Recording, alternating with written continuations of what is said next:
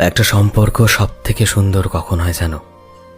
যখন সম্পর্কে দুটো মানুষ একে অপরকে ভালোবাসে, দুটো মানুষ একে অপরের সাথে কথা বলার জন্য অস্থির থাকে।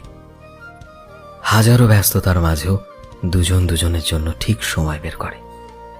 কেউ কারোর কাছে কিচ্ছু গোপন করে না, মিথ্যে বলে না, বরং ভালোবাসা দিয়ে নিজেদের উজাড় করে দেয়।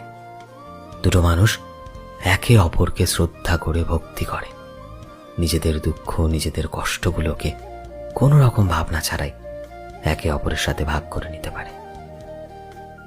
দুজন দুজনের যত্ন করে, একে অন্যের কষ্টে কষ্ট পায়। প্রতিটা সম্পর্ক ঠিক তখনই সুন্দর হয় যখন দুটো মানুষ একে অপরকে অনুভব করে।